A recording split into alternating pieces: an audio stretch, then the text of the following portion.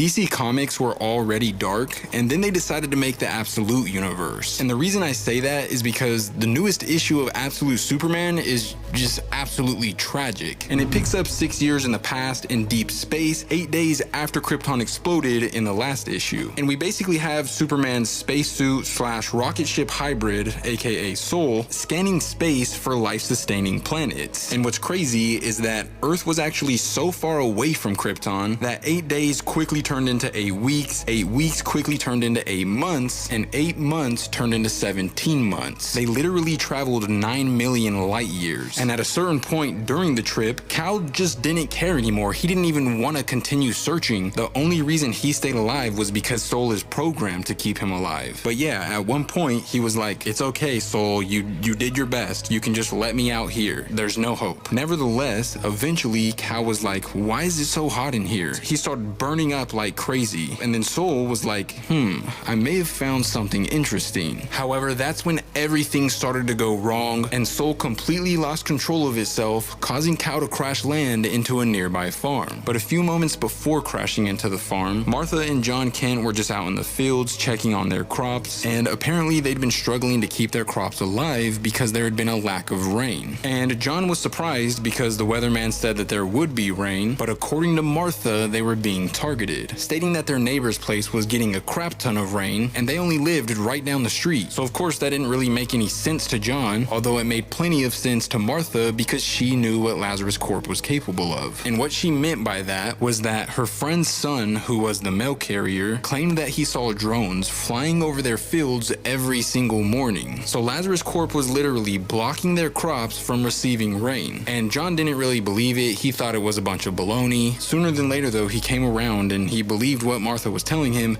and he was super discouraged because if everything that Lois was telling him was actually true, then what chance did they have? Like, they were eventually going to be forced to sell Lazarus Corp their farm, which takes it back to the first issue when we got a little preview of the farm with property of Lazarus Corp written on it, but at that time we didn't really have any context. But now we know why Lazarus Corp was snuffing these guys out. And after that, John is like, man, we're gonna need a freaking miracle or something. And that's exactly when Clark explodes onto the scene covered in flames and screaming in agony, and it's just chaos. And the reason for that is Clark still isn't adjusted to his powers at all here. This is literally his first time ever being exposed to the sun. And what made everything so uncontrollable for him was that Soul's energy cells became completely depleted. So it had to shut down while Cal was dealing with all the side effects. After that though, we see that John and Martha unsurprisingly did bring him in. I'm pretty sure all of us could have guessed that. And it turns out that Cal ended up drifting in and out of consciousness for the next few weeks, and Soul was completely inactive the entire time. At one point, Cal had a 160-degree fever. He would pretty much lash out in his sleep and break the bed. And when things got really bad, he would literally just start floating in the air and shooting laser beams out of his eyes. But for some reason, Martha was just super determined to keep him. She looked at him like he was her own son, and she would call him Angel Boy, and she just loved him for some reason. When he eventually and inevitably and indubitably came out of his sleeping beauty phase, he bursted out of the freaking house, put a giant hole in the roof, and started running through their fields like there was no tomorrow. But when he finally collected himself and just took a moment to breathe and just see where he was, he kind of has this full circle moment where for some reason he feels like he's at home because it's just super quiet, it's super beautiful. This place just reminded him of the Redlands back on Krypton. Now, we kind of got to circle things back over to John because at first John didn't really like him. And maybe it wasn't that he didn't like him, it was probably just that he was super afraid of him because he kept telling Martha like, hey, leave that kid alone, you're gonna get yourself killed, like we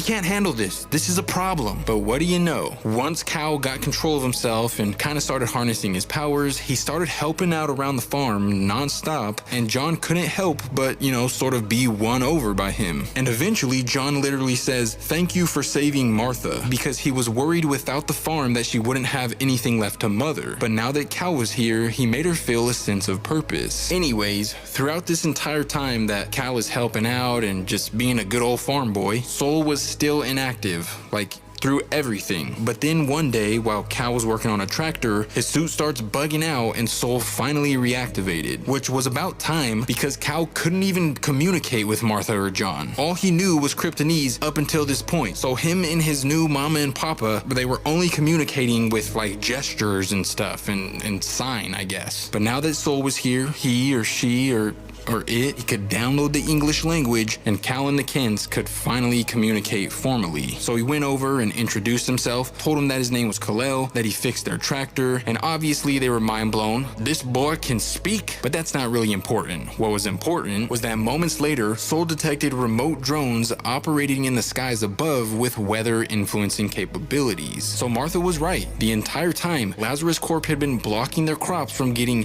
even an ounce of rain. And that's why I'm a 6'4" feminist who says that women are never wrong. 6'4", by the way. As we move forward though, we see that Soul takes the liberty to disable every single one of them. They all start falling down from the sky, crashing into the fields and bursting into flames, which would actually cause it to rain for 3 days straight on the farm. It was like the clouds were making up for lost time or something. And for the first time in a long time, the Kents felt a sense of hope. But unfortunately, that sense of hope didn't really last too long, because eventually some a-hole called Lazarus Corp and reported the Kents for an immigration violation. The immigrant obviously being Kal-El. And I'm pretty sure the dude who reported him was just like a spy for Lazarus Corp. Racist asshole. Anyways, next thing you know, what seemed like the entire freaking Lazarus Corp army was there at the Kents' doorstep, ripping Cal right from their arms. He's just a kid, bro. But refusing to let a bunch of idiot knucklehead lamos take him alive, Cal effortlessly shrugged them off and sent them flying, and then destroyed one of their heli tanks just by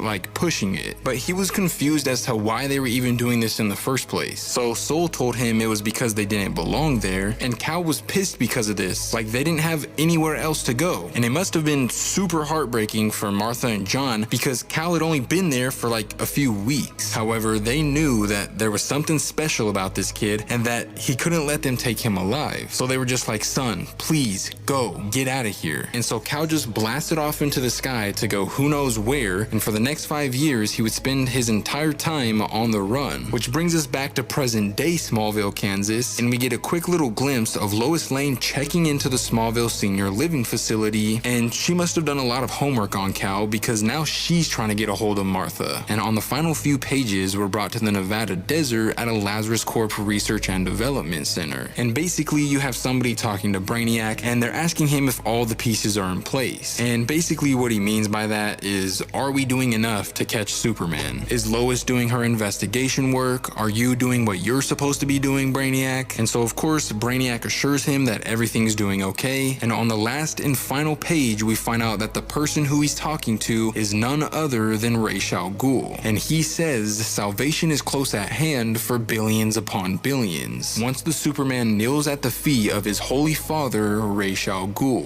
And sadly, that's where this issue comes to an end. But if you guys want to see what happens next, let me know in the comments down below.